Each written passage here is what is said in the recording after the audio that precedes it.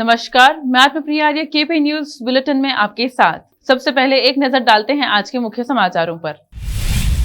बसव दुंदुभी समाज चिंता रत्न द्वारा अन्ना बसव कुमार पाटिल का सम्मान कार्यक्रम 14 मई को। बगदल स्थित दरगाह अस्ताना खदरिया का उर्स व संदल कल से शुरू होगा। भाजपा के आला नेताओं से कैबिनेट फेरबदल पर चर्चा नहीं हो सकी, बोम्मई ने कहा। पीएसआई भर्ती घोटाले के बीच कर्नाटक के शिक्षकों की परीक्षा से पहले सुरक्षा कड़ी। राजद्रोह कानून पर सुप्रीम कोर्ट ने लगाई रोक, कहा इसके तहत न दर्ज करें एफआईआर।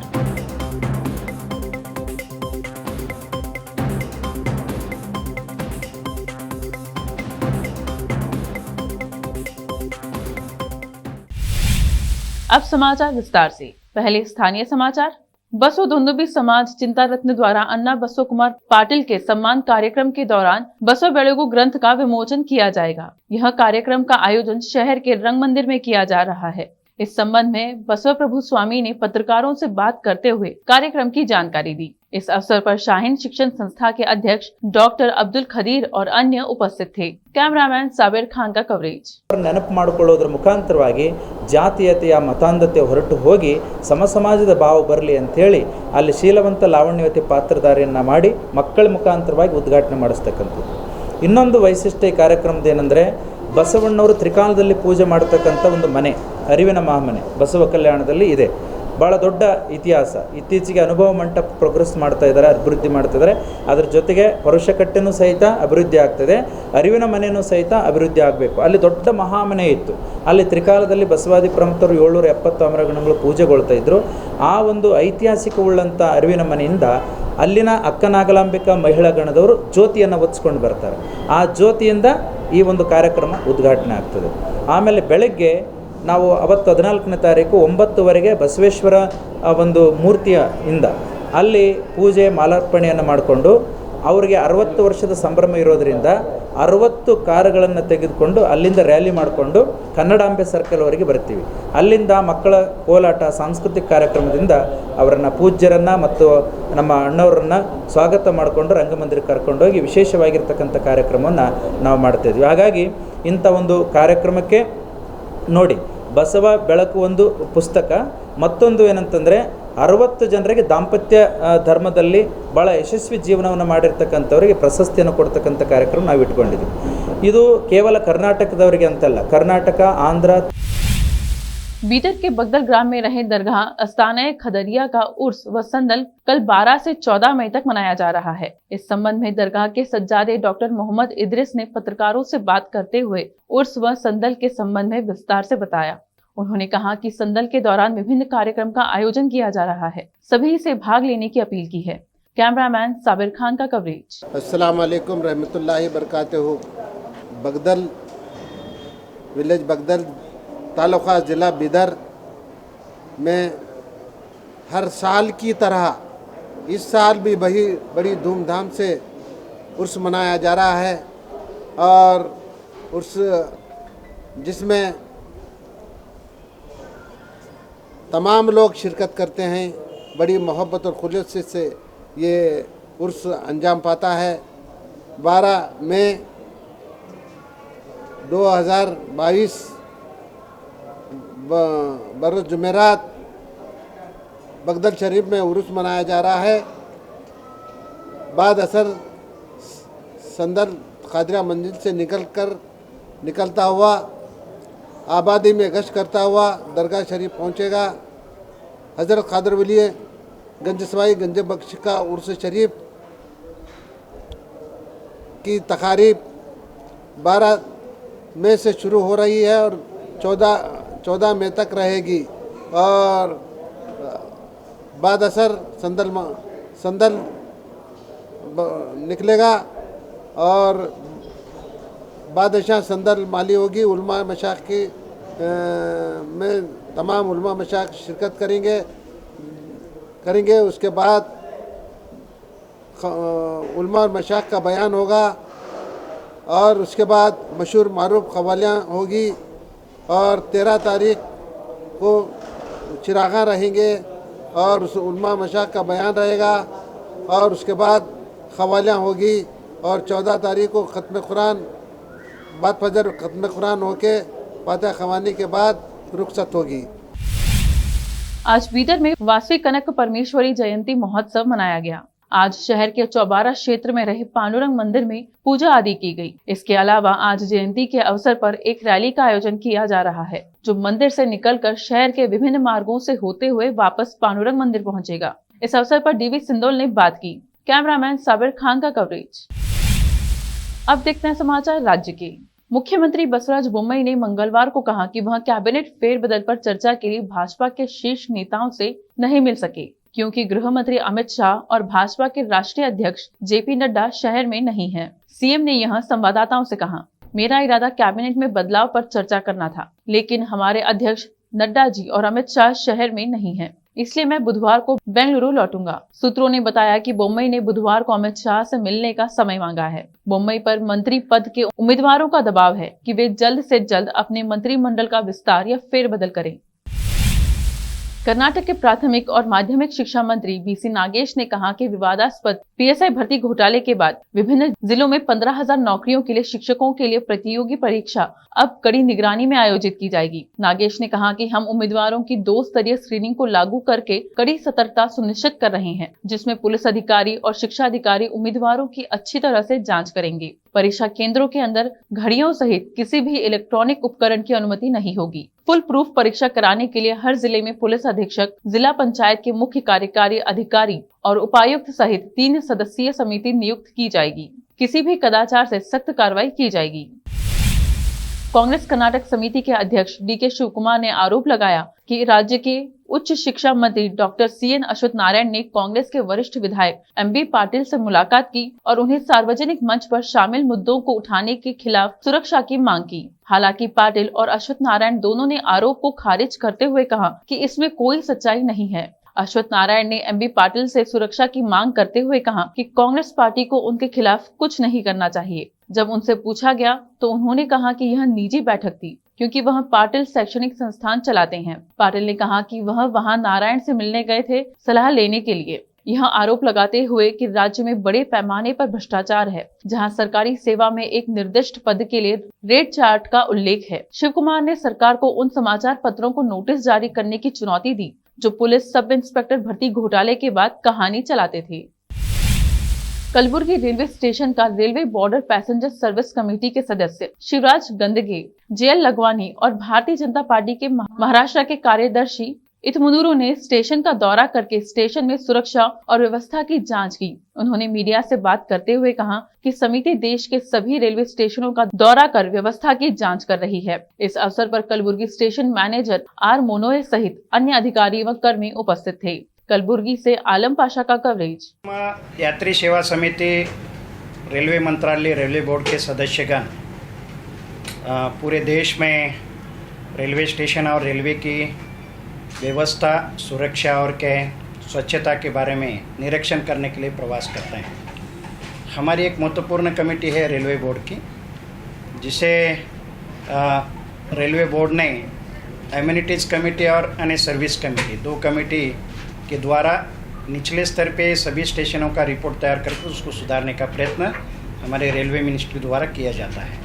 हमारा काम यही है कि सभी ऑफिसरों के साथ के सर्वसामान्य जनता जो ट्रेन से प्रवास करती है उसको सुरक्षा हो और सभी जगह स्वच्छता हो और उसमें व्यवस्था भी कैसी है, इसका निरीक्षण हम करने के लिए आज सोलापुर डिवीज़न में हमने गुलबर्गा ज़िले के 3 रेलवे स्टेशन का निरीक्षण करने वाले हैं। अभी हम वाड़ी जंक्शन का निरीक्षण कर रहे हैं। वहाँ पे कुछ डिफिशेंसी आई है, वह हम पॉइंट आउट किए हैं, नोटेड किए हैं। EDRM और DRM साहब के नेतृत्व में कोई सुधार हो जाएगा, हमारी कमेटी द्वारा कोई सुधार हो जाएगा, कोई मंत्रालय द्वारा सुधार हो जाएगा। अब समय एक छोटे से ब्रेक का, जल्द लौटते हैं ब्रेक के बाद। हिंदुस्तान के हर कोने में हम हैं मौजूद। 24 घंटे हालात पर गहरी नजर, खबरों से जुड़े चुपते सवालात और आपको दिखाता है धार्मिक, सामाजिक, राजनीतिक, लोकल और इंटरनेशनल न्यूज की सबसे बेहतर कवरेज, जो आपको रखती है हर पल बाखबर। देश और दुनिया भर की खबर के लिए देखते रहें KP news 24/7। Noor education trust Bidar की ओर से चलाए जाने वाला Noor M Ed and B Ed college Bidar, recognised by NCTE Delhi and affiliated to Gulbarga University, Gulbarga.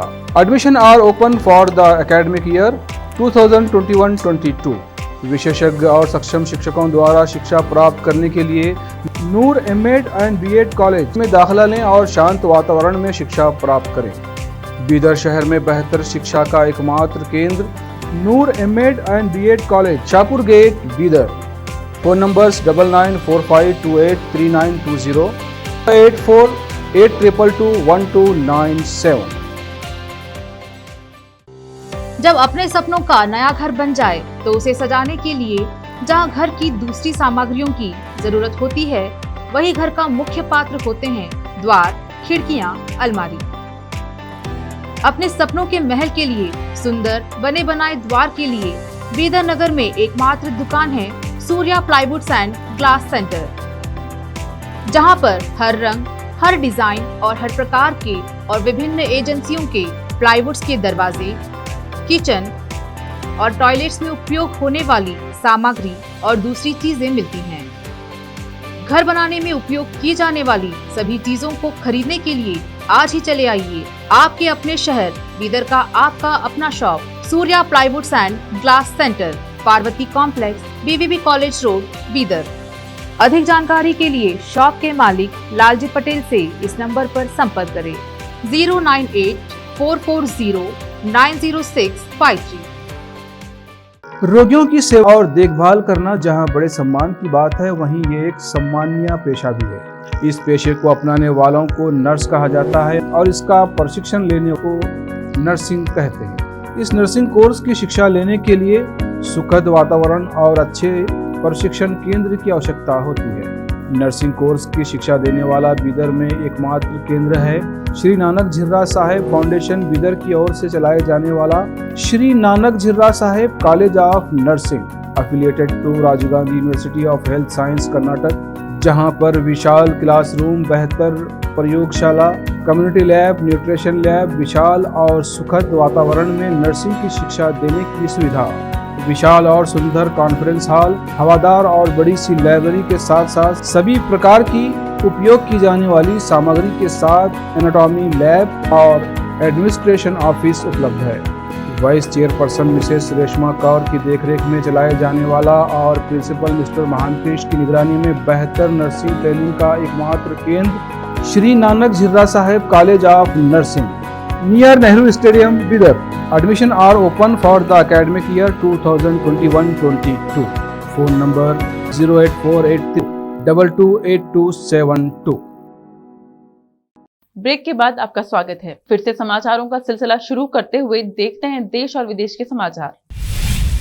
राजद्रोह कानून की संवैधानिक वैधता को चुनौती देने के मामले पर बुधवार को सुप्रीम कोर्ट ने सुनवाई की। सुप्रीम कोर्ट ने एक ऐतिहासिक फैसले में देशद्रोह कानून पर रोक लगा दी और फैसला सुनाया कि इस देशद्रोह कानून के तहत कोई नई प्राथमिकी तब तक दर्ज नहीं की जाएगी जब तक कि केंद्र इस ब्रिटिश युग के कानून के प्रावधानों की फिर से जांच नहीं करता, जिसे भारत में चुनौती दी गई है। इस दौरान केंद्र सरकार ने सुप्रीम कोर्ट को बताया कि जब तक केंद्र ब्रिटिश काल के कानून की फिर से जांच नहीं करता, तब तक देशद्रोह कानून के प्रावधान पर रोक लगाना सही दृष्टिकोण नहीं हो सकता है। इसके साथ ही केंद्र ने यह भी बताया कि एसपी रैंक से ऊपर के अधिकारी को ही राजद्रोह संबंधी मामले दर्ज कराने की जिम्मेदारी दी जा सकती है। सुप्रीम कोर्ट में दलील देते हुए सॉलिसिटर जनरल तुषार मेहता ने अपील की कि फिलहाल राजद्रोह कानून पर रोक न लगाई जाए।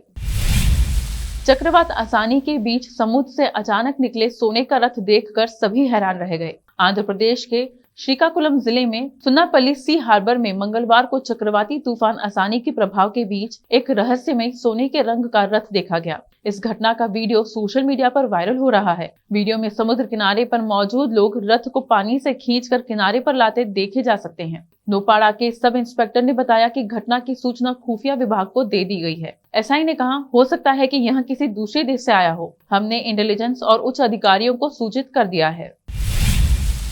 गुजरात के दादोह पहुंचे कांग्रेस नेता राहुल गांधी ने विधायकों के साथ मंगलवार को बंद कमरे में खास बैठक की। खबर है कि इस दौरान कांग्रेस नेताओं ने राहुल के सामने कई मांगे रखी। इनमें प्रदेश में मजबूत चेहरे की मांग शामिल है। साथ ही यह भी कहा जा रहा है कि नेता चुनावी रणनीतिकार की भी इच्छा जता रहे हैं। 182 विधानसभा सीटों वाले गुजरात में साल के अंत में चुनाव हो सकते हैं। राहुल गांधी ने दाहोद में आदिवासी मतदाताओं को लुभाने के एक कार्यक्रम को संबोधित किया। आदिवासियों के साथ मुलाकात के बाद उन्होंने बंद कमरे में विधायकों के साथ विशेष बैठक बुलाई है। गुजरात विधानसभा चुनाव से पहले प्रशांत किशोर के कांग्रेस के लिए चुनावी रणनीतिकार बनने को लेकर चर्चाएं जारी थी। गुरुदेव रविंद्रनाथ टैगोर की 161वीं जयंती के मौके पर पश्चिम बंगाल बांग्ला अकेडमी ने मुख्यमंत्री ममता बनर्जी को एक नया अवार्ड देने का ऐलान किया था। सरकारी कार्यक्रम में उन्हें यह अवार्ड दिया गया। अब कई साहित्यकार अकेडमी के फैसले के विरोध में उत्तर आए हैं। बंगाली लेखक रत्न राशिद बंदोपाध्याय ने अपना अवार्ड अकेडमी को वापस कर दिया। इसी तरह साहित्य अकेडमी के जनरल काउंसिल के सदस्य आनंदी रंजन विश्वास ने बंगाली एडवाइजरी बोर्ड से इस्तीफा दे दिया। मुख्यमंत्री ममता बनर्जी को जो अवार्ड दिया गया है वह 3 साल में एक बार दिया जाएगा। यह अवार्ड ऐसे शख्स को दिया जाना चाहिए जो कि मुख्यतः साहित्य के क्षेत्र से न होते हुए भी सृजन करता है। शिक्षा मंत्री ब्रत्य बासु ने सोमवार को ऐलान किया था कि मुख्यमंत्री की रचना कविता बितान के लिए उन्हें अवार्ड दिया जाएगा। इसके बाद से ही सोशल मीडिया पर इस फैसले का विरोध शुरू हो गया था।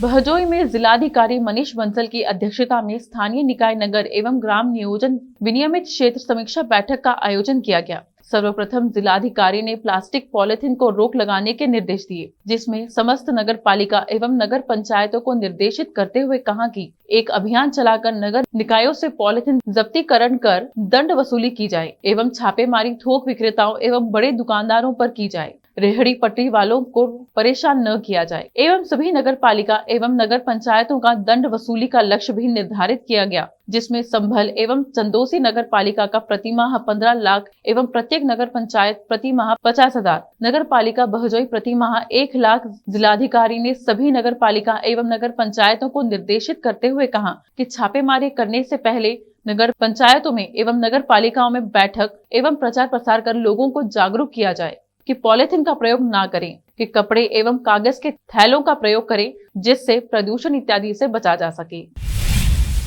असमौली में उत्तर प्रदेश सरकार द्वारा संचालित लोकप्रिय योजना टैबलेट एवं स्मार्टफोन के अंतर्गत माननीय मुख्य अतिथि श्री डॉक्टर जयपाल सिंह व्यस्त जी, सदस्य विधान परिषद एवं श्री नकुल सिंह ओलख, जिला पंचायत सदस्य के नेतृत्व में महाविद्यालय के BA तृतीय वर्ष के 113 छात्र एवं छात्राओं को स्मार्टफोन का वितरण किया गया। जैसा कि राज्य सरकार द्वारा प्राप्त सूचना के आधार पर स्मार्टफोन एवं टैबलेट वितरण कार्यक्रम को प्रथम चक्र में डिवाइसों को वितरण किया गया है, जिसके अंतर्गत महाविद्यालय में यह पहला चक्र था। संभल से राजा हुसैन की रिपोर्ट।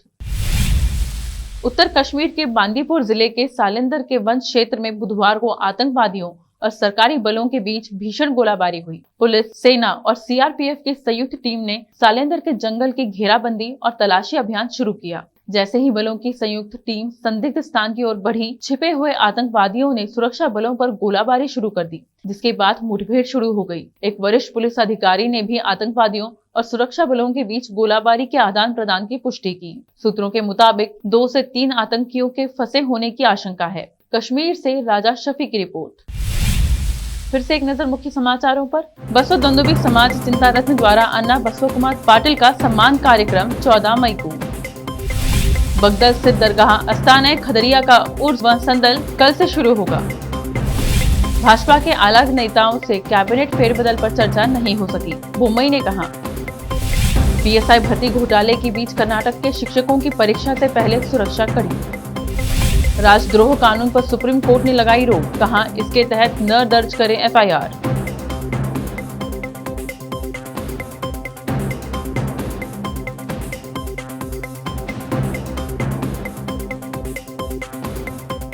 KP न्यूज में अब तक के लिए इतना ही। अन्य समाचारों के लिए जुड़े रहिए हमारे चैनल से। फिर मिलेंगे कुछ और समाचारों के साथ। धन्यवाद।